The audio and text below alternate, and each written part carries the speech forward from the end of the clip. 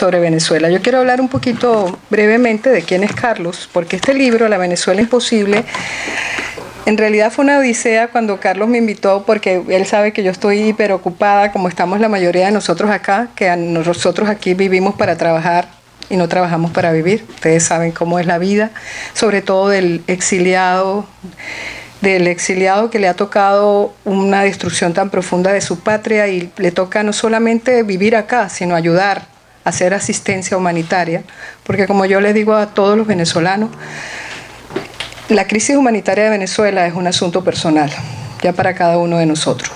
Cada uno de nosotros tiene un dolor, cada uno de nosotros tiene un pesar, cada uno de nosotros, aunque quiera desconectarse, no se puede desconectar de una situación que nos duele, porque Venezuela duele.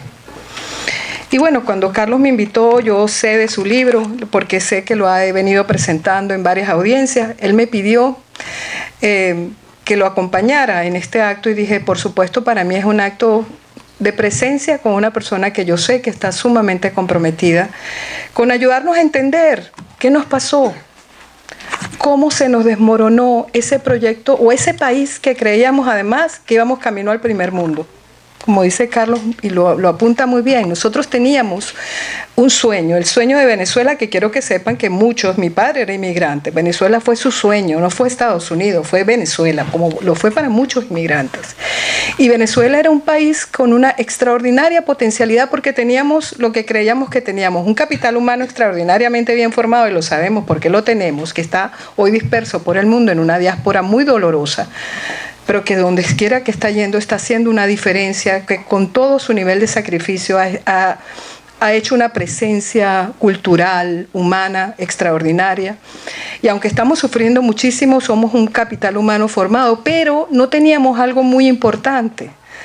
Yo siempre he dicho que nosotros éramos individualmente como los jugadores de fútbol de Argentina en su momento, que no tenían equipo, pero eran unas individualidades maravillosas.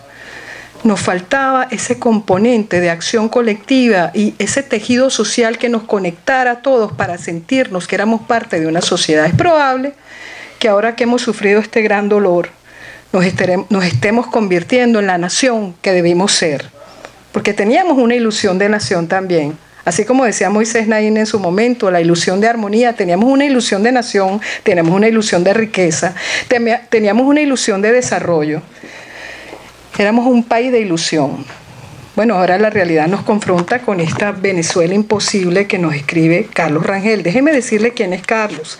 Carlos es además y creo que ahí nos conectamos los dos, es autor de un libro, de hecho en el 2008, Campaign Journal 2008, A Chronicle of Vision, Hope and Glory, sobre la exitosa campaña presidencial de Barack Obama. Él es un estudioso de los temas de política de Estados Unidos también, una persona que además está formado en el área de arquitectura, pero en realidad es un pensador estratégico, muy formado en el área económica, con una maestría en gerencia de administración de empresas en el IESA, que como ustedes saben era algo así como el MIT latinoamericano. Un instituto de primer orden. Aparte de esto, él es una persona que se ha dedicado a escribir, aparte de su profesión, de su dedicación como empresario, se ha dedicado a analizar temas económicos y sociales y obviamente políticos, y creo que le ha dado una estatura intelectual, no solamente por ser quien es, sino por ser hijo de quien es. Yo diría que es un alto representante del legado de su padre, que fue probablemente, como ustedes saben, la voz más clara del pensamiento liberal y que nadie lo escuchó. Era como un profeta que nadie escuchaba y estaba diciéndonos todo el tiempo lo que nos iba a pasar. Bueno, él ha sido un continuador de esa obra de su padre con unas reflexiones extraordinarias en este libro, La Venezuela Imposible, crónicas y reflexiones sobre democracia y libertad. Y cuando él me pidió ayudarlo en este proyecto, yo le dije, Carlos, ¿por qué no lo hacemos más interactivo? ¿Por qué no involucramos al público en la lectura? Porque esta es una lectura que debemos sentir y que nos hace sentir y nos hace reflexionar. Porque las reflexiones de Carlos son las reflexiones de muchos venezolanos que estamos dentro y fuera de Venezuela y nos preguntamos, ¿qué nos pasó? ¿Por qué nos pasó lo que nos pasó? pero también es una necesaria autorreflexión y autocrítica para entender que lo que nos pasó también debemos tener nuestro sentido de responsabilidad individual. Yo quiero dejar con ustedes al autor de esta obra, La Venezuela Imposible, para que él nos explique cuáles fueron sus motivaciones, pero estoy segura que él nos interpreta a todos nosotros en nuestro dolor, en nuestra pasión por Venezuela y en nuestro deseo de saber qué fue lo que nos pasó. Gracias, Carlos.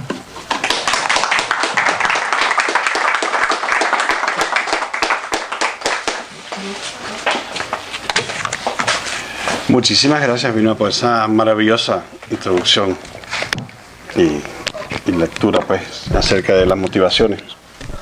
Caramba, este micrófono tiene su vida propia. Un Shape of Water. El Shape of Water, definitivamente.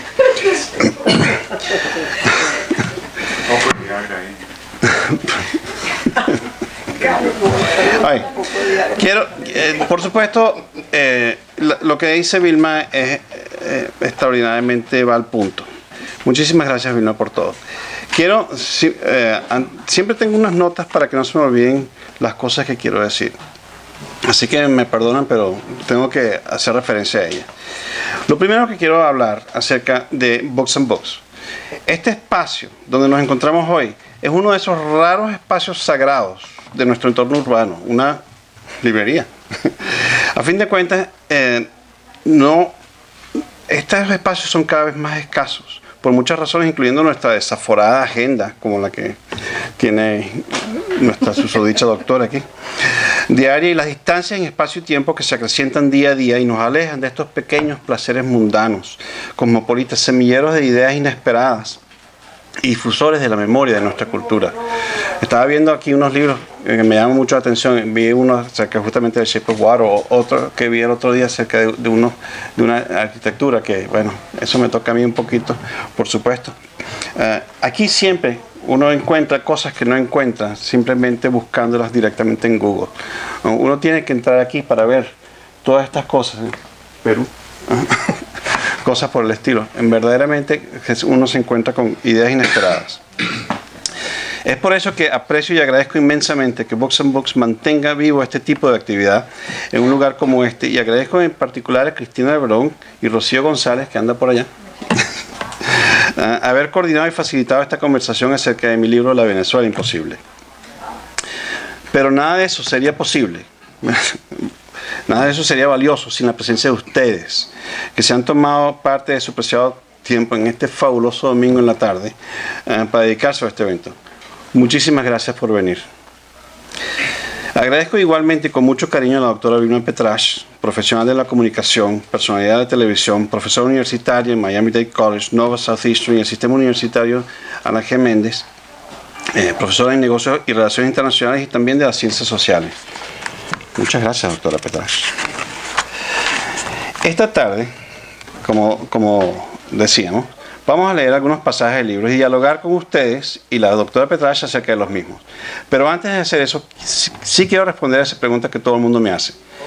¿Por qué la Venezuela imposible?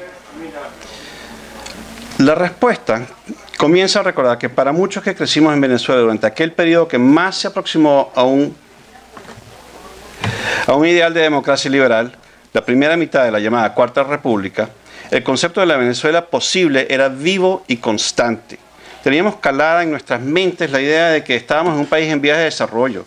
Estábamos en un país que vivíamos, palpábamos el progreso a nuestro alrededor. Suponíamos que el progreso era inevitable, que el potencial de un país graciado con una posición geográfica privilegiada y abundantes recursos naturales, las llamadas ventajas comparativas, me disculpan el término económico, conduciría inevitablemente a una gran prosperidad para todos los venezolanos. O al menos debería conducir a esa prosperidad. Fue el hecho de que esas altas expectativas de prosperidad superasen la capacidad de proveerla por la estructura política y económica existente, lo que hizo que esa Venezuela posible no se convirtiera en realidad y eventualmente cayera en la miseria que vivimos hoy. Hoy leí justamente un informe de Steve Hanke, no sé si saben quién es, un doctor muy reconocido de Johns Hopkins University, que sacó su nuevo índice de la miseria El índice de la miseria es un índice compuesto por elementos muy concretos. Producto territorial bruto, empleo, inflación, etc. Mientras más bajo el número, supuestamente más felicidad. Él lo compara entre miseria y felicidad. Venezuela tiene, de los 98 países en donde pudo sacar los datos, que lo sacó del Economist Intelligence Unit, es el que está en el último puesto, con un índice de aproximadamente 1100 y pico. Ahora, el promedio del índice es alrededor de 26. El segundo país en el índice de la miseria es Siria. O sea que en este índice, con datos objetivos, Venezuela es 10 veces peor. Sí, porque es 110 aproximadamente. 1100 para Venezuela, 110 para Siria. Venezuela está 10 veces más miserable que ¿Ah? ¿Ah? Acuérdense, el promedio, la media está en 21 punto tanto, que es El Salvador. En Argentina está en alrededor de 26, si no me acuerdo. O sea que Venezuela está 50 veces peor que Argentina en índice de miseria. Venezuela está en mal estado.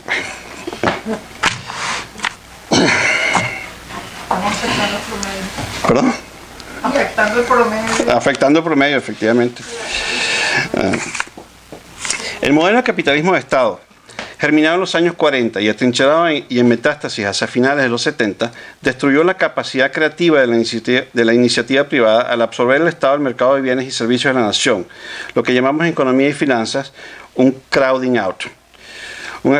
Un acaparamiento de los recursos limitados disponibles, tanto financieros y naturales como humanos, que no le dio oportunidad a otros participantes del mercado de desarrollarse. Las ineficiencias y corrupción de este Estado agigantado y monopolizador en una sociedad con expectativas crecientes generan una cultura de derecho adquirido y envidias sociales que eventualmente fracturaron el consenso de país e hizo que muchos personajes influyentes opinaran airadamente acerca de la necesidad de cambio, un cambio en lo que se vivía y la manera de gobernar. Pensaban muchos que el Estado estaba mal administrado, no mal concebido. A lo largo del periodo de la llamada Cuarta República, salvo un breve interludio, y por supuesto durante todo el periodo posterior a 1999, en la llamada Quinta, la idea central del desarrollo gira alrededor del poder económico del Estado.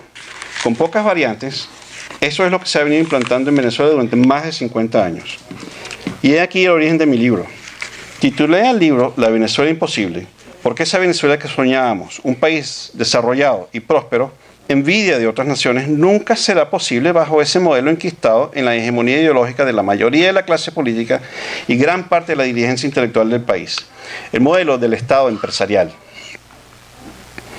El libro es un largo argumento acerca de esta premisa, de que aquella Venezuela que veíamos como posible hace 30 años, en realidad era imposible. En el libro se postula que para hacer aquella Venezuela de los sueños prósperos y desarrollados, hay que cambiar radicalmente la hegemonía ideológica prevalente del país. Eso, por supuesto, es más fácil de decir que hacer. Pero se comienza por un diagnóstico y un récipe. Le toca al enfermo, para curarnos, tomar la medicina.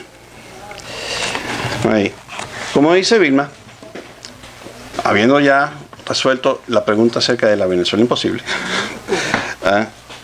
vamos a tener ahora unos voluntarios designados para hacer ciertas lecturas del libro.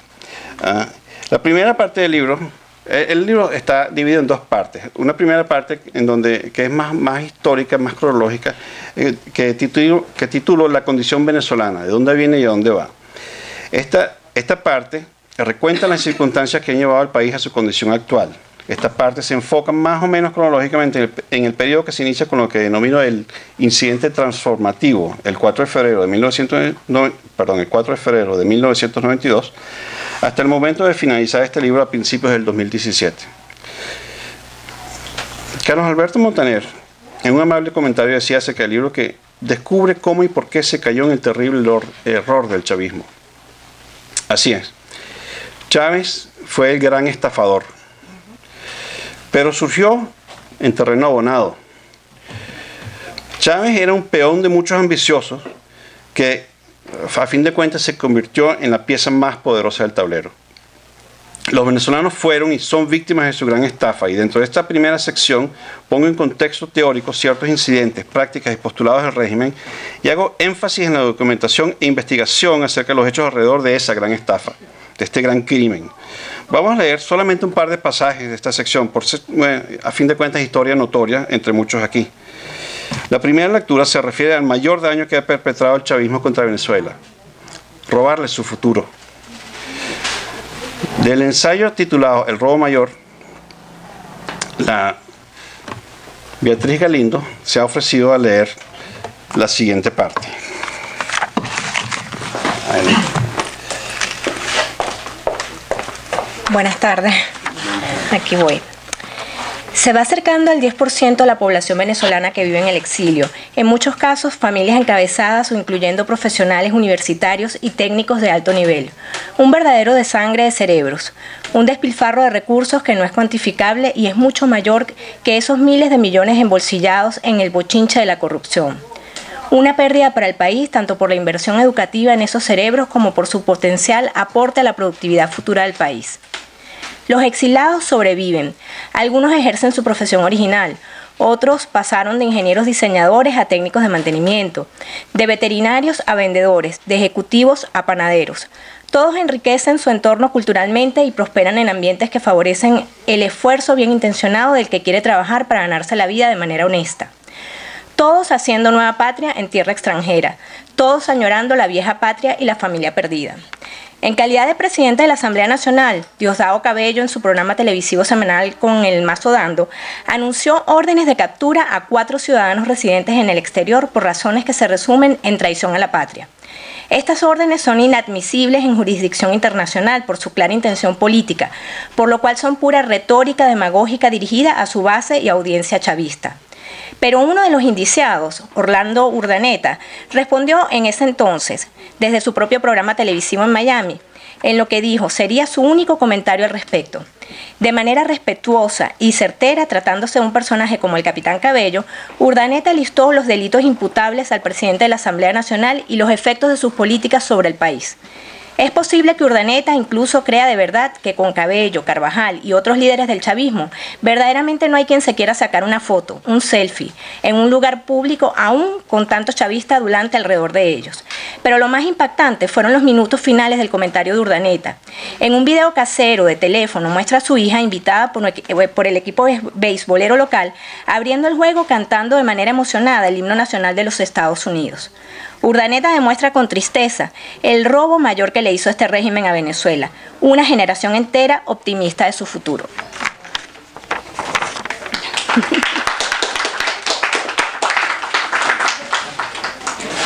Muchísimas gracias, Beatriz. La segunda lectura esta tarde es básicamente un resumen declamatorio de los crímenes contra Venezuela que este régimen ha cometido como resultado de su ideología política. Esta lectura es parte del ensayo 16 titulado Manifiesto por la Libertad y escrito en enero del 2017. Esta lectura la va a hacer nuestro compañero aquí, Harry Froget.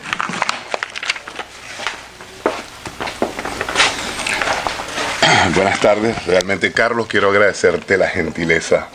Para mí es un honor estar aquí. Lectura de Manifiesto a la Libertad.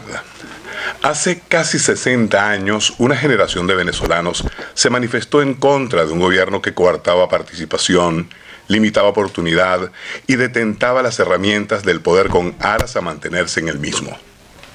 Esa generación originaria contaba con líderes e intelectuales provenientes de múltiples sectores que habían sido perseguidos y asediados, forzados a la clandestinidad o al exilio por decreto o por voluntad propia, con venezolanos de larga data, de generación reciente y adoptivos. El gobierno de Venezuela a principios del siglo XXI, nuevamente transformado en un régimen de dictadura, ha traicionado al país y su potencial. Las causales de dicha traición son arrogancia, sectarismo y ambición de perpetuidad en el poder. La traición se manifiesta en el sufrimiento y daño causado a la nación mediante acciones directas e intencionales con las cuales el régimen ha destruido bienes patrimoniales de la nación, tanto naturales como humanos. Ha burlado la defensa de los derechos humanos y sociales de todos los venezolanos, incluyendo vida, libertad, salud, trabajo y educación. Ha pervertido la democracia representativa, distorsionando el sistema electoral y desconociendo la voluntad popular tanto en resultados como en la intención de votos. Ha causado el empobrecimiento brutal de la población, insistiendo en aplicar un modelo asfixiante de toda iniciativa que no esté bajo el control estricto del Estado mediante usurpación, regulación o excesiva amenaza. Ha abdicado la soberanía a naciones extranjeras, tanto de los recursos del país como de su defensa, haciendo negocios, tratados, hipotecas y acuerdos secretos con naciones y entidades extranjeras. Ha supeditado el poder civil al poder militar, denigrando el rol de ambos y alejándose a la conformación de un Estado centrado en la libertad del ciudadano como condición básica. Ha obstruido la administración de justicia y la legalidad, interfiriendo repetidamente en la independencia del Poder Judicial con el fin de reprimir de manera ilegal la oposición y la crítica legítima. Ha protegido y facilitado prácticas corruptas y criminales de sus miembros, adeptos y acólitos, contribuyendo activamente al colapso del contrato social basado en el respeto a la ley, la propiedad y la vida.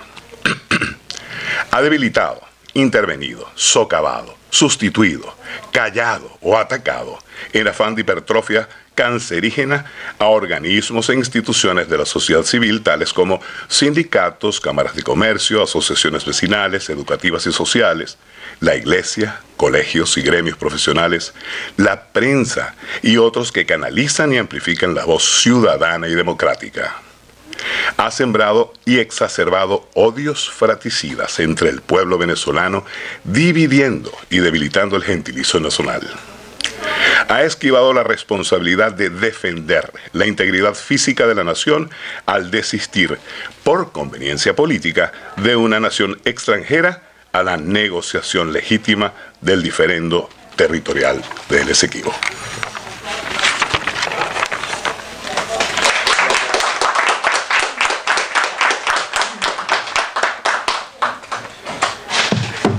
La lista de crímenes es larga, ¿no? ¿Verdad que sí, no? Estas causas, para mí, bastan para calificar de ilegítimo e inculpar de traición al régimen de usurpadores que manejan los destinos de la nación. Ahora, en este momento... Moviste el micrófono.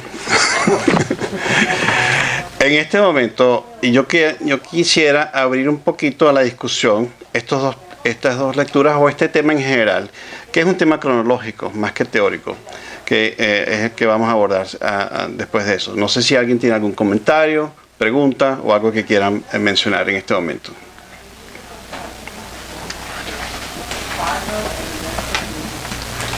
Yo, una pregunta. Ajá. Tú dices aquí que eran 4 los imputados. ¿Cuáles eran los otros 3? Uno es Orlando Urdaneta. Ay, francamente no me acuerdo, eso fue hace mucho tiempo. Pero, bueno, la referencia a YouTube del video de Cabello, tanto el video de Cabello como el de Orlando Urdaneta, están en el libro. O sea, ahí se puede buscar la referencia exacta. Sí, porque eso, como digo, hice bastante investigación y documentación al respecto. Lástima que Orlando no haya podido presentarse. Dígame. En una fase creo que haber escuchado la frase o la expresión estafador, Rafael Chávez, ¿no? Sin lugar a dudas. Okay. En los delitos de estafa a veces es difícil identificar al estafador. Precisamente parte de su arte es ese, que él presume ser una persona honesta y luego que se conoce la estafa que se hace evidente el delito o el crimen. En este caso de Chávez hubo gente que tempranamente no solamente lo puso en evidencia, sino pronosticó prácticamente exactamente lo que iba a pasar. Entonces, ¿podrías decirme si hay alguna elaboración en tu libro sobre cuáles fueron esas voces que describieron lo que podía pasar y por qué la sociedad, como toda, incluyendo las más altas etapas de la inteligencia venezolana, no pusieron algún tipo de freno al fenómeno de la estafa de Chávez?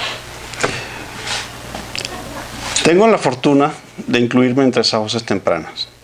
Inclusive hubo un artículo que escribí en el Diario de Caracas, que salió publicado en el Diario de Caracas, donde hablaba acerca de cómo era posible que a este señor se le diera algo de credibilidad.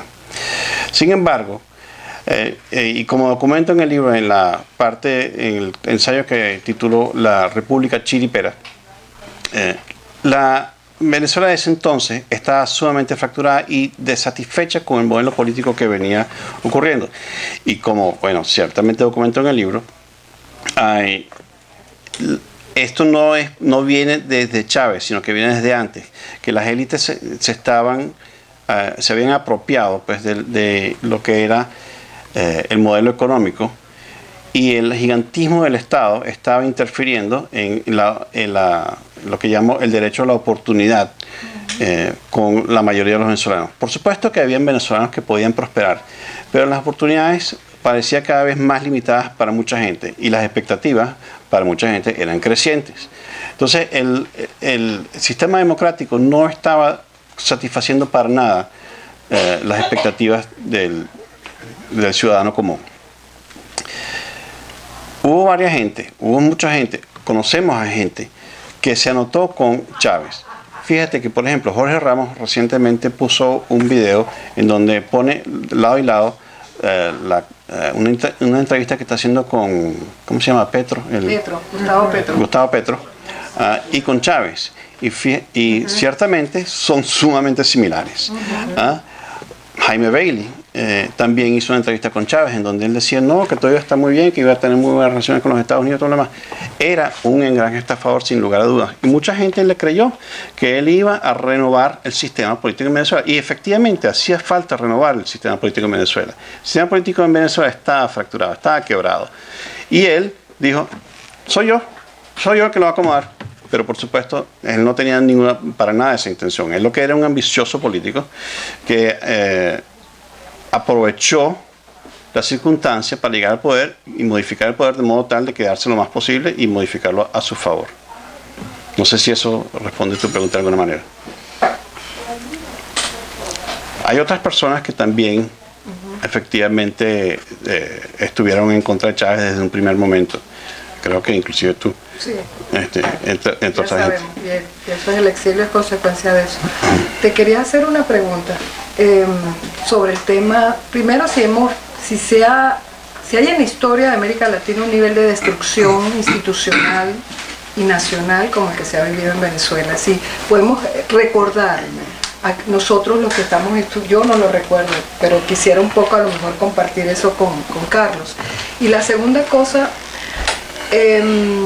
pareciera que, bueno, Venezuela venía como en un proceso, Carlos, habían habido señales y advertencias que se venían dando desde atrás. Creo que, por ejemplo, tú mismo lo apuntas, lo que tú habías ya expresado, gente como Moisés Naín hablaba de la ilusión de armonía, se trató de hacer un programa de reforma del Estado, sin embargo nadie quiso escuchar. Nadie quiso escuchar, ni siquiera la clase política, pareciera que se crearon, fue la tormenta perfecta. Se empieza un proceso de deslegitimación del sistema, colapsa el sistema populista de conciliación de élites y llega el individuo que dice yo voy a salvarlos a todos ustedes y voy a castigar.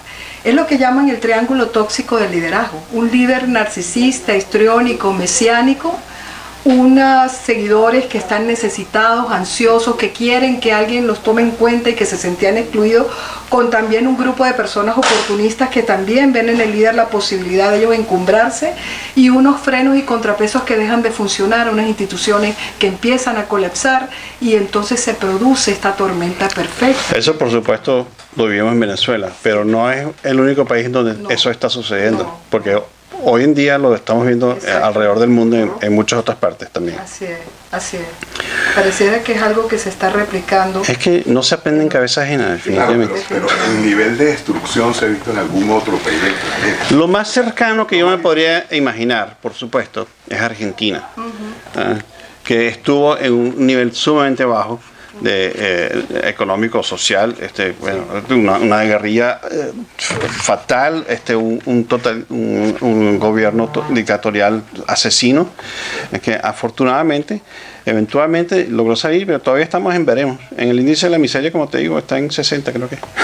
Tendríamos que hablar también sobre la dictadura. Sí. Son todas similares en América Latina. Sí, pero... Especialmente que con respecto a si hay algún militar acá, que los militares también son los culpables.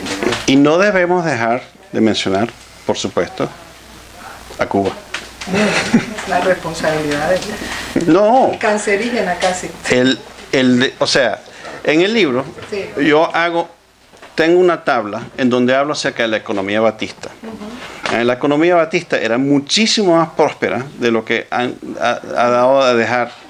dicho pues, los propagandistas cubanos. Y por supuesto que era dictadura, eso sin lugar a dudas, pero eso no significa que no había posibilidad de salir de ella sin un cambio de hegemonía ideológica total y sangrienta como la que trajo la Revolución Cubana. No sé. Bueno, yo quería, ya que están hablando de Cuba y todo esto, yo quería, no sé si está eso en el libro. ¿No lo has leído? El primer país que visitó Fidel Castro después de montarse en el poder fue Venezuela. ¿Okay? ¿Y por qué Venezuela? Porque en esa época era el país más rico de toda Latinoamérica, por encima de Brasil, Argentina, de todo el mundo. También hay que recordar que un año antes teníamos una dictadura con Pérez Jiménez, que afortunadamente fue buenísimo porque vio que se hacían unos movimientos militares, agarró su avión y se fue. Y teníamos ya un gobierno militar, un gobierno democrático con Rómulo Betancourt. Entonces, ¿qué vino a hacer Fidel en Venezuela? Vino a hacer dos cosas. Uno, pedir dinero, y segundo, ayuda para llevar la revolución a toda América Latina, a lo cual el presidente se negó y se fue. ¿Qué dice la historia? Fidel Castro trató 2 veces de invadir Venezuela, Machurucuto, todo esto, y no lo logró. Creó la guerrilla que teníamos en Venezuela, fue creada desde ella, y no pudo, hasta que llegó Chávez. Y me acuerdo, yo no sé si tú lo mencionas ahí. Sí, está bien detallado. El libro habla mucho acerca de injerencia cubana, tanto la asociación de Chávez con Fidel, como el interés de Fidel en Venezuela como puente para Latinoamérica. Y por cierto, posteriormente vamos a hablar un poquito de eso. Hay una de las lecturas que se refiere a eso. Bueno, quería agregar, creo que fue en una cadena, cuando él dijo que venían 43.000 cubanos a Venezuela a ayudar a cambiar todas las cosas, bla, bla, bla, el discurso. Y de ahí es que llegó. Esa es una sola cadena hizo él, ¿no? En una de ellas dijo eso. Ok, bueno, vamos a seguir con la segunda parte porque si no se nos va a acabar el tiempo. Solamente para responder la pregunta de Enrique, aquí en Cuba, que te encuentran todos, fueron Carratú Molina, Franceschi, Orlando Caneta y Cristancho Amezquita. Gracias. Alberto Franceschi, que no está aquí tampoco. Siempre viene la... Sí, siempre viene. Ok. La segunda sección del libro ahonda en las falacias del modelo existente del país con un énfasis más teórico. En esta sección se ejemplifican las consecuencias de lo que hace unos años tildé de socialismo salvaje y sus consecuencias nefastas para la nación. En esta segunda parte hay muchas reflexiones universales, no solamente para Venezuela y no solo referidas al socialismo. Quiero empezar a hablar de esta sección con un pasaje relacionado a 2 conceptos intrínsecamente comprometidos con el ideal socialista: la igualdad y la libertad. En el ensayo titulado La igualdad, la libertad y la felicidad, escrito en mayo de 2015, hago consideraciones sobre las contradicciones inherentes en estos conceptos aplicados en la política. Quiero hacer lectura de 2 partes de este ensayo. La primera la voy a hacer yo, para darle algo de contexto a la segunda. Ok, esto es parte del libro. El debate sobre justicia social tiene entre sus fundamentos la premisa de la igualdad absoluta del hombre con sus semejantes. Dicha premisa obliga moralmente a la empatía cuando existe desigualdad y busca remediar la condición y aliviar el sufrimiento de los más desafortunados. Un posible corolario de esta línea de pensamiento es que la sociedad justa es aquella en donde todos sus miembros son iguales y participan por igual, basado en el precepto marxista según el cual en la sociedad del Estado Superior Comunista, cada cual aporta según su capacidad, cada cual recibe según su necesidad. Esta es una igualdad en el resultado, no en el origen. Indudablemente el viejo dicho sobre el camino al infierno empedrado con buenas intenciones bien describe las consecuencias de la semilla intelectual de Carlos Marx. Marx tenía una visión positiva y progresiva de la historia y observando la condición de la sociedad industrial del siglo XIX, rechazaba con aversión ese capitalismo que había engendrado los horrores sociales de su época. Interpretaba la historia como una continua lucha de clases por el control de los medios de producción que eventualmente conduciría a la revolución socialista, dirigida por el proletariado obrero, y que devendría en el comunismo, fase en la cual no existirían clases y la producción sería gobernada por una comunidad de individuos asociados libremente, todos en igualdad de condiciones y en donde cada cual, etcétera, etcétera, etcétera. Serían pasos naturales en la historia social, paso 1, paso 2, paso 3, hasta la utopía y su concepción del fin de la historia.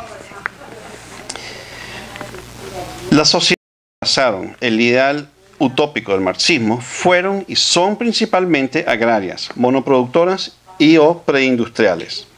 Estas son o han sido generalmente lideradas por un reducido grupo de autócratas y oligarcas reemplazables y por lo tanto una estructura de gobierno fácil de cambiar mediante una nueva jerarquía totalitaria.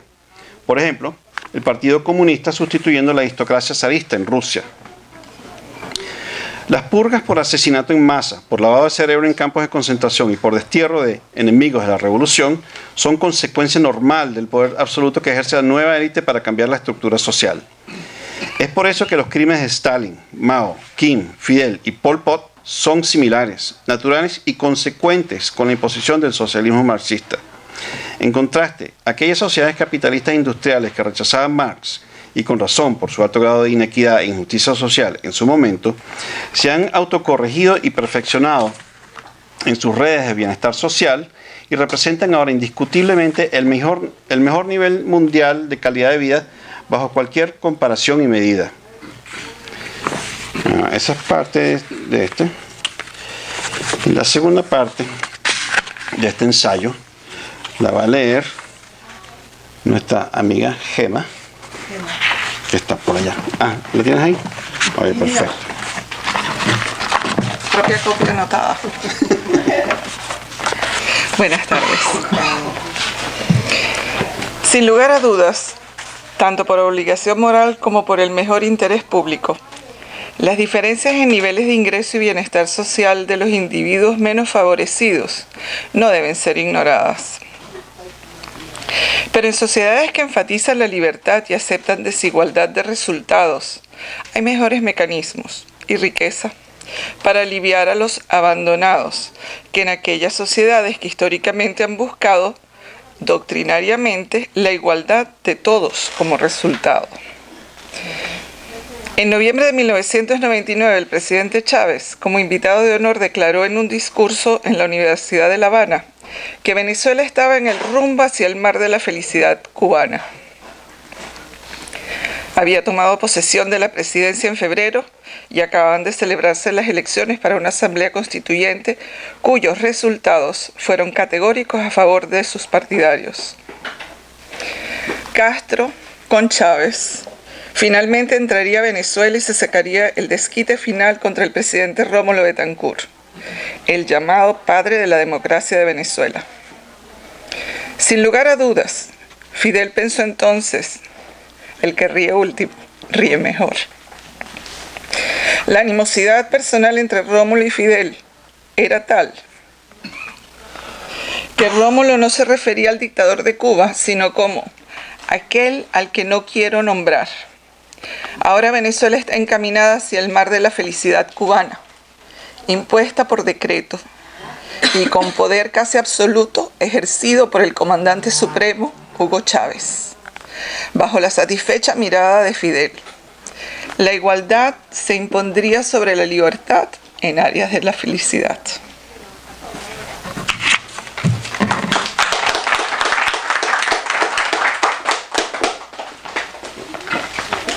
Muchas gracias, Emma. Eso te responde lo de Rómulo de Tancur y Fidel Castro. Así es.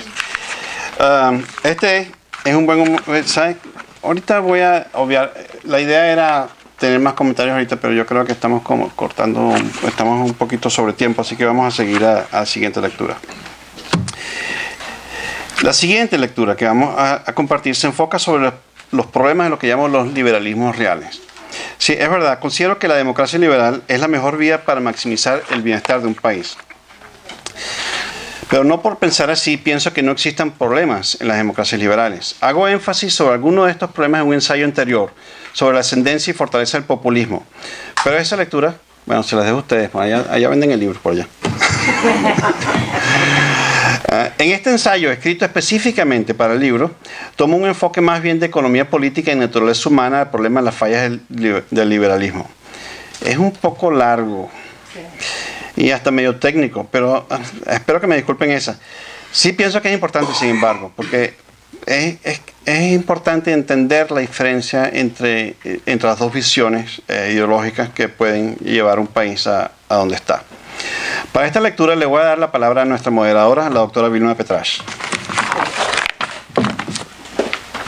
Bueno, yo pensando que efectivamente yo le dije a Carlos, me pareció un poco largo, yo hice mis propios cortes, básicamente porque en realidad es una mezcla de un ensayo teórico, pero que también nos quiere posicionar sobre por qué nos ha costado tanto a nosotros entender la economía de mercado. Y yo creo que es precisamente porque no sabemos de qué se trata. Tenemos una gran incultura, realmente, una falta de conocimiento realmente profundo sobre lo que es el liberalismo en sí mismo y lo que es la economía de mercado. Entonces yo me tomé la libertad de hacer algunos cortes acá para empezar porque hay unas discusiones muy interesantes que también tienen que ver con el elemento filosófico de la libertad.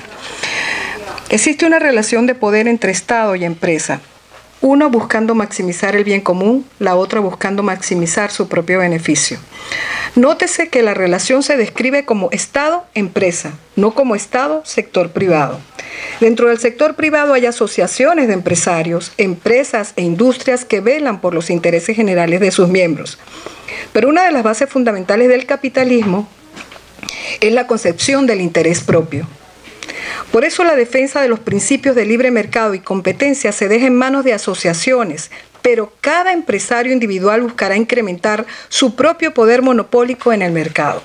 Los límites impuestos sobre el poder de la empresa, aún en el mejor caso de dinámicas de libre mercado, no evitarán que existan empresas que acumulen gran poder temporal por circunstancias propias del desarrollo tecnológico y valor sociocultural de sus productos o servicios ofrecidos, caso de Facebook. En el peor de los casos, y contraviniendo los principios del libre mercado, miembros del gobierno o el propio gobierno utilizarán el poder del Estado para favorecer una empresa en particular, imponiendo regulaciones o barreras, protecciones, incentivos o subsidios, favoreciendo la creación o mantenimiento de monopolios artificiales creados bajo su supervisión. Es aquí donde fallan muchos gobiernos liberales, al crear distorsiones mediante la mal concebida planificación. Al usar el poder del Estado para manipular el mercado, se cae en el mercantilismo, un retroceso económico que debilita la capacidad creativa de la democracia liberal. Es importante entender que a largo plazo hay grandes empresas y monopolios naturales, y otros que no lo son, que por procesos de destrucción creativa, Schumpeter, correcto, desaparecerán cuando un sustituto a sus bienes o servicios surja en el mercado. Un verdadero gobierno liberal regula los monopolios y permite la innovación. Pero el empresario encabezando una empresa con gran poder monopólico tiene el instinto natural de supervivencia, por lo cual hará todo lo posible por mantener su posición en vez de resignarse a la extinción. Por ejemplo, industrias petroleras harán todo lo que puedan para demorar el desarrollo de vehículos eléctricos, al igual que será lo natural que tengan posiciones en contra de automóviles con alta eficiencia de gasolina. Viene a colación la observación de Moisés Naín sobre el poder. Todos sabemos que un exceso de concentración de poder causa daños sociales. Los dictadores, los monopolios y las demás circunstancias en las que el poder se concentra son obviamente indeseables. Pero el otro extremo, las situaciones en las que el poder está demasiado fragmentado, también lo son. ¿Y qué sucede cuando el poder está completamente disperso, diseminado y descompuesto? Los filósofos ya conocen la respuesta: caos y anarquía. Naín sugiere implícitamente la existencia de un punto óptimo. De hecho, él tiene un gráfico sobre esto que maximiza el bien común, estabilidad económica y social, viabilidad económica, eso es lo que es el bien común, ubicado en el punto medio entre los polos de tiranía, que es el poder del Estado hiperconcentrado, y a la anarquía, que es el poder del Estado hiperdifuso. Si entendemos la libertad como la condición que permite al ser humano maximizar su potencial como tal, se ve igualmente que ese punto medio entre tiranía y anarquía es el punto donde dicha condición existe en mayor grado para todos los miembros de la sociedad. Me voy a saltar un poquito para entonces recuperar algo que dice más adelante nuestro autor. Debido a que comúnmente la democracia se asocia con libertad y libre mercado, se presume que en un Estado con alto nivel de democracia el libre mercado impera. La realidad es otra. Muchas democracias viven pseudo-liberalismos, en donde se pregonan principios de libre mercado e iniciativa privada, pero la condición de Estado poderoso o débil distorsiona ese mercado. En un discurso ante la Asociación Venezolana de Ejecutivos, el analista Carlos Rangel, su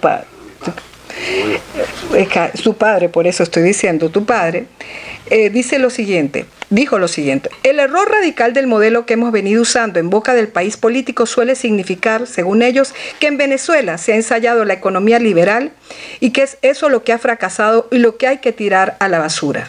Según el país político de derecha e izquierda o de izquierda a izquierda, porque aquí nadie está dispuesto a no pretender ser izquierdista, aquí se ha ensayado y aquí ha fracasado la economía de mercado. La verdad es exactamente lo contrario. En Venezuela, ni en años recientes, ni en realidad nunca hemos tenido una economía libre. Ningún ciudadano, por productivo y meritorio que sea, está seguro en su posición, a menos de haber tenido buen cuidado de vincularse estrechamente al mundo de la política.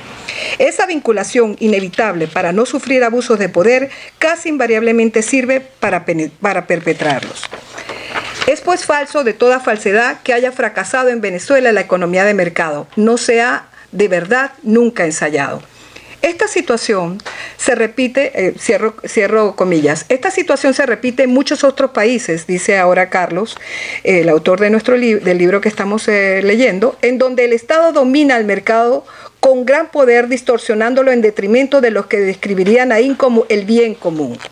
En el polo opuesto, muchas economías del llamado mundo desarrollado no son inmunes a las distorsiones, pero ejemplifican el caso de estados débiles en donde pocas empresas, grupos o sectores económicos acaparan el poder de manera oligárquica, aumentando a niveles insostenibles la desigualdad de ingreso y las externalidades negativas. En estos casos, al igual que en sociedades más cercanas al polo de gran poder del Estado, los niveles de bienestar, que es calidad de vida, en descenso crean caldos de cultivo de movimientos extremistas amenazando las instituciones democráticas. Eso está pasando hoy acá en Estados Unidos, como ustedes saben.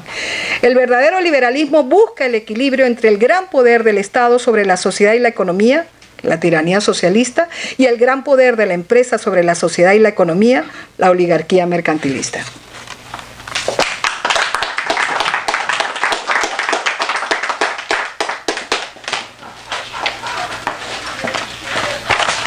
Wow, gracias, Vilma. No sé si hay algunos al respecto. Yo sí tengo un comentario rápido. El mercantilismo es una lacra del liberalismo. Vemos que esta misma semana un grupo de interés aquí mismo en los Estados Unidos logró establecer unas barreras de entrada a unos productos que van en las sillas en donde están sentados, en el micrófono, en todo, en el acero, ¿no? Y eso favorece a un grupo, pero desfavorece mucho. Eso es lo que hablo acerca del mercantilismo. Y bueno, hay mucha gente que habla acerca de los problemas de libre comercio y todo lo demás. El libre comercio, el problema es que está mal, el nombre libre comercio no es exactamente correcto, porque verdaderamente lo que es el libre comercio es una serie de reglas que establecen cómo se transan el comercio internacionalmente.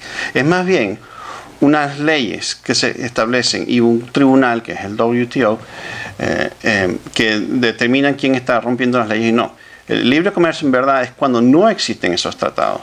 Cuando cada quien hace lo que le da la gana, pone barreras, hace dumping, hace todo eso. Eso es el libre comercio. Pero eso es lo que hay que regular porque efectivamente eso definitivamente perjudica mucho más al consumidor general que a los grupos de interés que están buscando ese tipo de tarifas. A eso me refiero con oligarquía mercantilista. Pero por supuesto la tiranía socialista tampoco es exactamente un modelo a seguir. Es el equilibrio entre los dos en donde existe el verdadero liberalismo. No sé si hay algún comentario. Vaya. Comentario. Creo que Moisés Naim va a tener que crear un nuevo gráfico porque estamos en presencia de tiranía con anarquía en Venezuela. Bueno, sí. Bueno, lo que pasa es que es difícil hablar acerca de un gobierno ahorita porque parece que más bien fuese un grupo de gangs asociados. Otra cosa sí, que me pregunto en qué momento realmente fue un proyecto político o simplemente siempre fue una estafa. Y se aprovechó, digamos, un caparazón de proyecto político con la excusa de simplemente hacer un saqueo monumental. Saqueo monumental define bastante bien la situación. Cuando dejó cuando el petróleo no daba suficiente, se establecieron otro tipo de negocios ilícitos como la droga.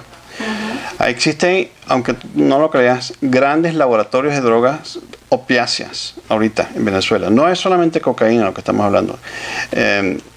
No hablemos, hay mucha contrabando de todo tipo y una de las cosas que más me preocupa es la asociación de elementos criminales como el vicepresidente de la República de Venezuela con grupos terroristas en Medio Oriente y la facilidad y el vehículo que tienen para hacer contrabando.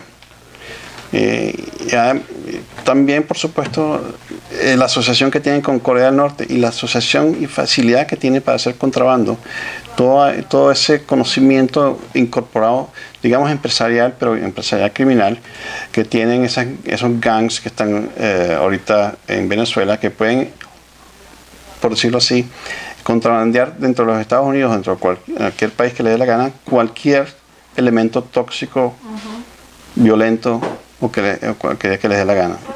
No hay un sistema político, lo que sigue es justamente la conservación del grupo criminal. En el 2008, en mi libro acerca de Obama, yo ya hablé acerca de la posibilidad de hacer contrabando de materiales radioactivos convertidos en armas a los Estados Unidos a través de las redes criminales de Venezuela. Y estamos ya en el 2016, hace bastante, 2018, como pasa el tiempo. Dígame, José Antonio. Bueno, yo hace un comentario sobre lo del liberalismo y el mercantilismo en la época de la globalización, porque tú hablaste del Estado y de la fuerza del sector privado en un país, preservando la riqueza y la calidad de vida de las personas del país. El problema es que las compañías se han hecho globales, o sea que es perfectamente lógico que una compañía vea objetivos globales por encima del beneficio de las empresas y de los trabajadores de su propio país. Entonces, ¿cómo se coteja esa balance de ese punto de equilibrio? Cuando tú vas a poner un Estado, puede establecer todos los linderos óptimos para que las empresas puedan de una u otra manera tener libertades.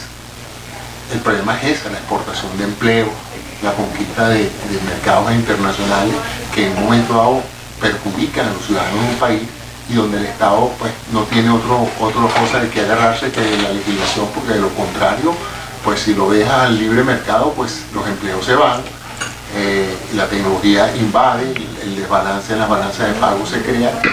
Ese es un aspecto que me gustaría que cubriera.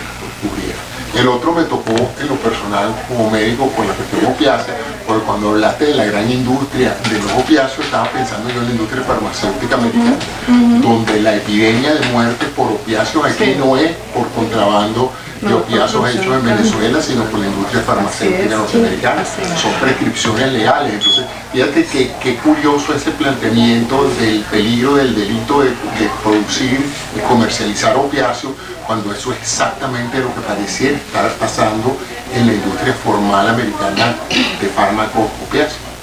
Te aseguro que hay laboratorios, hay videos al respecto. Malbor Petit ha hecho... Te estoy diciendo que aquí los hacen laboratorios legales. Sí, o sea, hay conflicto de cómo criticar a otros países que contrabandean opiáceos cuando aquí hay una epidemia de opiáceos legal. Sin lugar a dudas. Sin lugar a dudas. No sé qué decirte acerca de la epidemia de opiáceos, pero porque es un tema sumamente difícil y hasta escabroso. El porcentaje de muertes por cocaína no se ha hablado tanto. Y sucede que aparentemente el porcentaje de muertes por cocaína afecta mucho más al sector africano, el negro aquí, que el sector de los opiáceos. Entonces, por alguna razón, el de los opiáceos tiene más pantalla en la televisión que el de la cocaína. Y porcentualmente, aparentemente es más alto entre el sector negro la muerte por cocaína que por la muerte por opiáceos. Así que siempre hay un trasfondo interesante, pues, el tipo de prioridades que se dan en el ejercicio de la ley acá.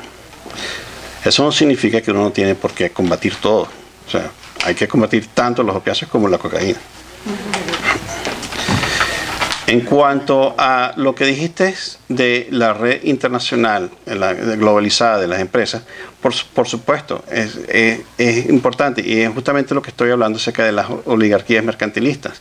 Cuando las empresas se vuelven más poderosas que los gobiernos, hay una creciente desigualdad de ingresos, hay una creciente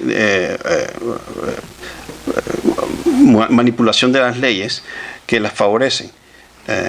Es un problema que existe en el mundo globalizado, en el mundo capitalista, y no lo voy a negar, pero la solución, por supuesto, no es entonces la tiranía socialista. Hay que buscar un énfasis entre los dos polos que aumente la creatividad de cada individual, de cada mercado. No sé si eso de alguna manera. Pero Carlos, tú lo sientes, perdóname, hay un elemento ético que se está involucrando en toda esta historia, porque así como vemos el surgimiento de estados mafiosos en Venezuela, en Rusia, vemos entonces un gobierno plutocrático con características mercantilistas, de oligarquía mercantilista, como el caso de Estados Unidos, que le promete a los trabajadores que les va a devolver los empleos. O sea, estamos viendo una serie de elementos que preocupan, porque entonces lo que veíamos como canal posible a seguir, resulta que nos están proponiendo modelos alternativos, incluyendo el chino, por ejemplo, que nos los están proponiendo como alternativos, mientras que el capitalismo está en una crisis. Incluso la democracia liberal capitalista, la democracia capitalista está en crisis en este momento, porque sus poblaciones están sintiéndose desplazadas por lo que José Antonio mencionaba, que es el fenómeno de la globalización, y surgen estas propuestas populistas supuestamente para dar respuesta a esas necesidades sociales. El señor Trump, por ejemplo, justifica y legitima lo que está haciendo con el aluminio y con el acero bajo el argumento de que fue una promesa electoral y lo está haciendo para apoyar al Rust Belt, los estados que están siendo afectados. La elección de este martes. Entonces, y al mismo tiempo nunca te dicen que también, y tú lo mencionas en tu ensayo, la robótica está desplazando un montón de gente, y eso no se menciona. Se culpa a la globalización, se culpa al enemigo externo, o sea, globalización, los gobiernos, los inmigrantes, pero no dicen lo que está pasando con el cambio tecnológico que está desplazando mucha gente, y que la obligación en todo caso de los gobiernos sería, junto con la empresa privada, sería reentrenar a esas personas en el nuevo paradigma productivo. No sé, ¿qué opinas tú? Tiene un superávit comercial en el sector servicios. El sector servicios en los Estados Unidos, al igual que lo pasó en los comienzos del siglo XX, cuando las máquinas empezaron a sustituir hoy en día por ejemplo, Internet, Amazon y todo esto ha mermado vamos a llamar el mercado pequeño, las industrias pequeñas que dependían de la venta de sus productos que iban a las personas.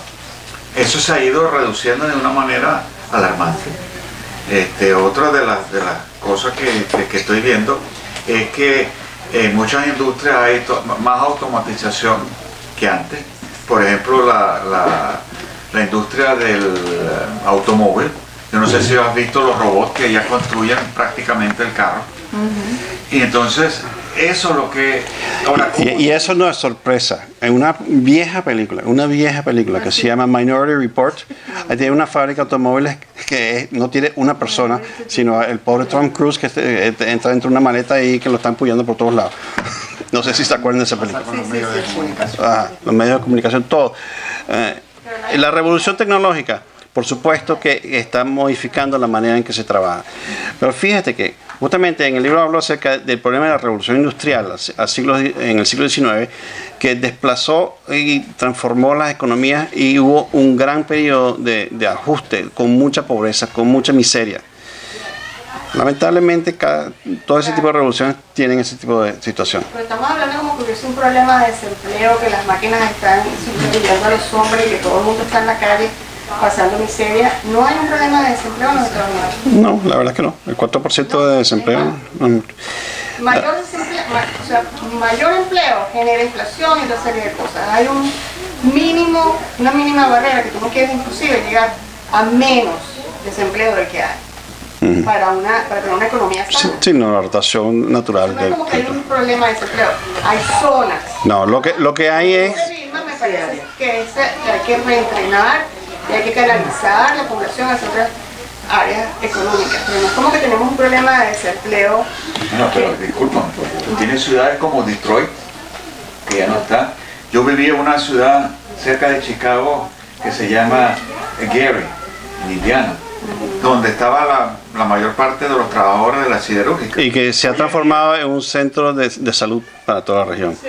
Pero ahorita es un pueblo fantasma, no hay nadie. No, si tú lees las estadísticas de Gary, Indiana específicamente, vas a darte cuenta que el empleo de salud es mucho mayor, en el sector salud, es muchísimo mayor que el empleo que alguna vez tuvo en el sector industrial de metalmecánica. O sea, estas cifras que manejan a conveniencia los políticos, hay que verlas siempre con un poquito de cuidado, porque dicen lo que les conviene. Y bueno, a fin de cuentas, por eso es que son políticos. Bueno, yo creo que vamos a saltar a la siguiente sección, porque si no se nos va a hacer aquí de noche, a pesar de que ya pasaron, que estamos en Daylight Saving Time. No quiero dejar de hacer lectura de algunas reflexiones contenidas en el libro sobre las dificultades para hacer la transición desde el régimen existente a lo que quisiéramos, lo que anhelamos: democracia y libertad con paz y prosperidad. Los 4 factores importantes. Primero, una sección sobre lo que mencionaba al principio, las ventajas comparativas de la ubicación geográfica y recursos del país y cómo estas afectan la geopolítica de la región. Esta lectura está inserta dentro del contexto de los 3 modelos de transición catalogados en la literatura al respecto. Tipo 1, sucesión; tipo 2, sustitución; y tipo 3, cambio. Esos son los 3 tipos de transición normales que se establecen para sistemas políticos. No quiero ahondar en esa parte porque es bastante complicada, pero les adelanto que lo que hace falta en Venezuela es el tipo 3, cambio. Lo que quiere el régimen ahorita es sucesión, sea con el candidato opositor o el candidato del gobierno o la Asamblea Nacional, cualquiera de los 3, es lo que están buscando es sucesión. Este ensayo, igualmente, el ensayo que vamos a leer a continuación, igualmente fue escrito especialmente para el libro y se denomina Transiciones. La siguiente lectura es parte de una sección dentro de ese ensayo titulada Impacto de la transición venezolana en la región latinoamericana.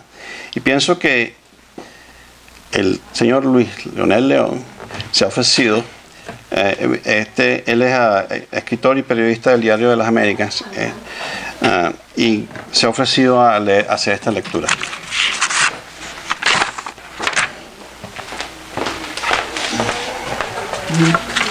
Ok, aquí la parte en amarillo.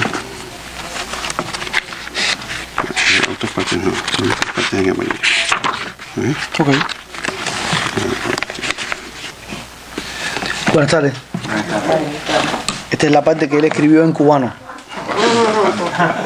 Se llama Impacto de la transición venezolana en la región latinoamericana. La influencia de Venezuela sobre la región es indiscutible. Líderes políticos han utilizado la ubicación geográfica privilegiada del país y su abundancia de recursos naturales para potenciar esta influencia. A comienzos de los años 60, ante la llamada doctrina Betancourt, el ideal de la democracia liberal fue el modelo a seguir en la región. A partir de 3 democracias funcionales a finales de esa década, Colombia, Costa Rica y Venezuela.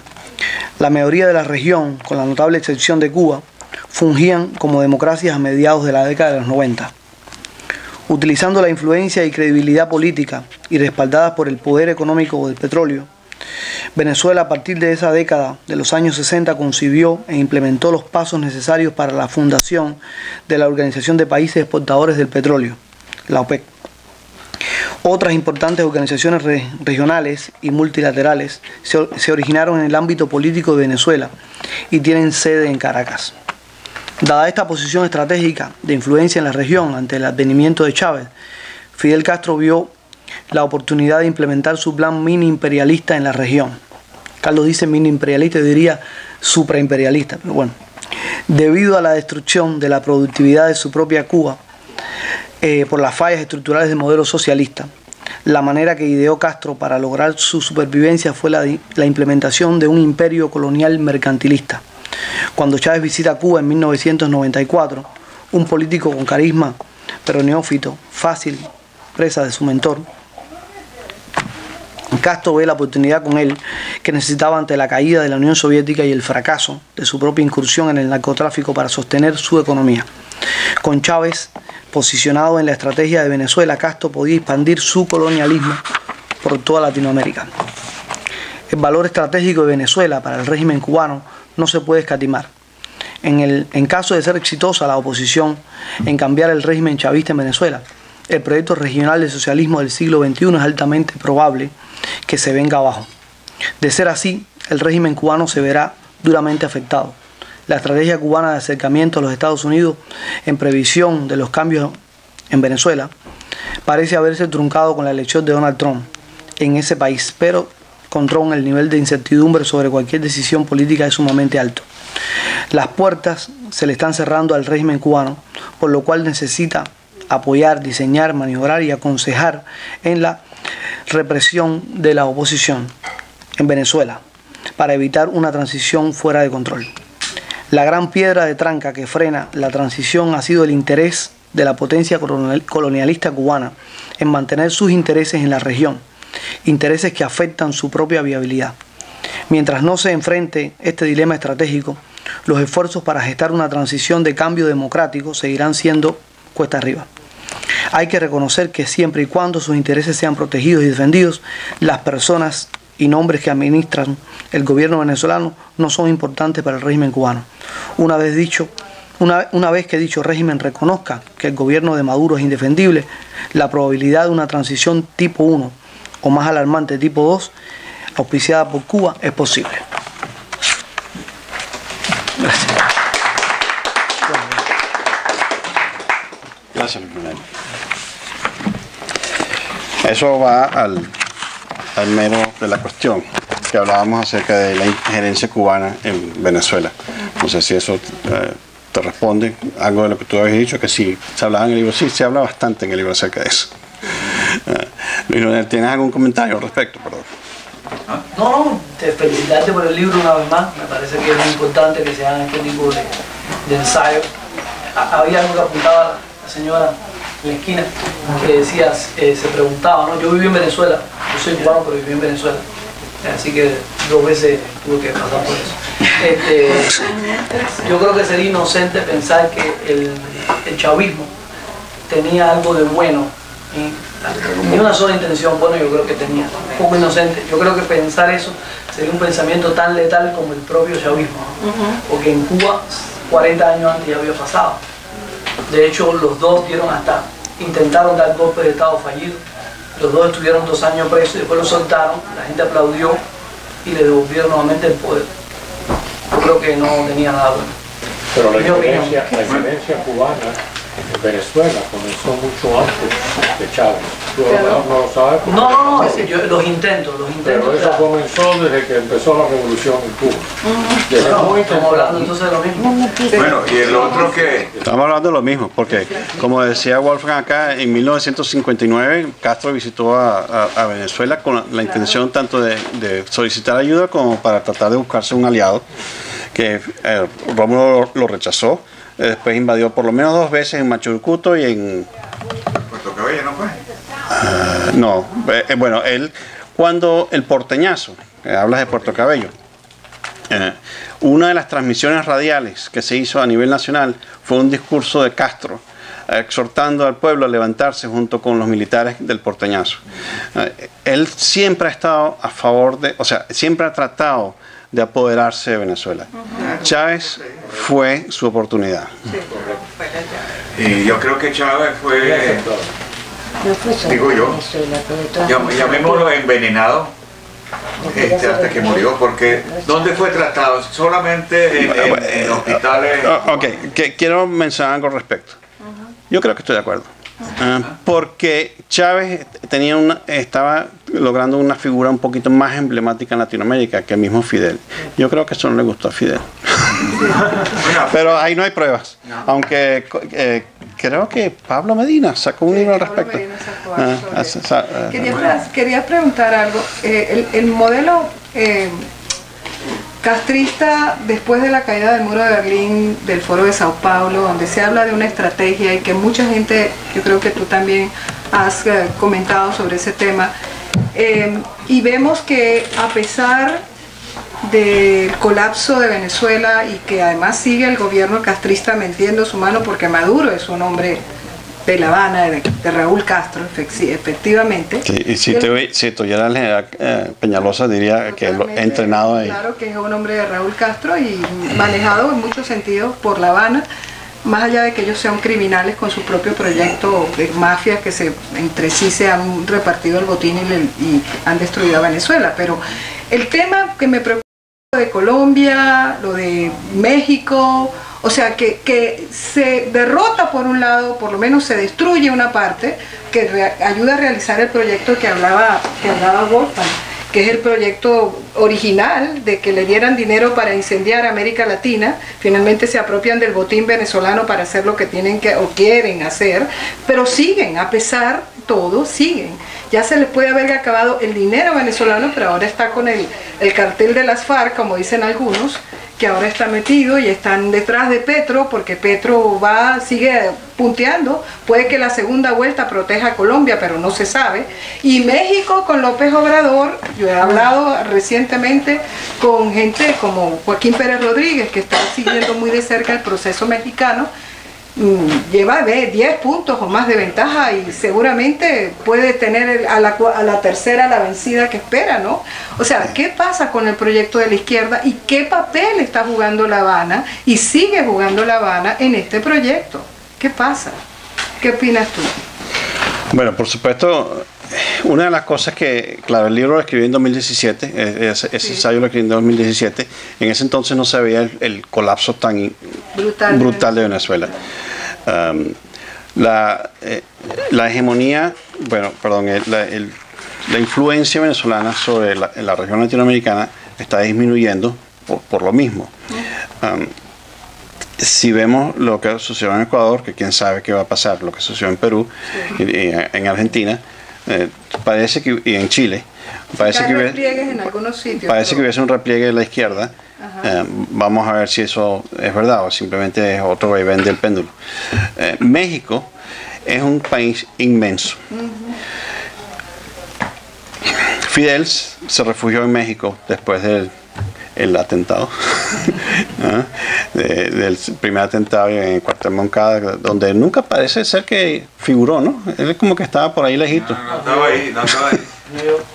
Pero igualito, lo pusieron preso y después lo expulsaron. Bueno, lo que pasa es que Batista le dio un indulto a los 15 meses de estar al año y medio de estar Sí, sí, no, eso. en el presidio en Isla de Pino. Sí, El hermano de Batista lo perdonó a él y al hermano y a otros participantes es maluquísimo, sí. del ataque al cuartel Moncada. Sí. Y salieron, y entonces, bueno, primero vino Raúl, se fue Raúl, y atrás se fue Fidel. Fueron a México. Así Ahí es. conocen a Che Guevara y el resto es historia. Es mala historia, sí. Efectivamente, bueno, México es un país inmenso.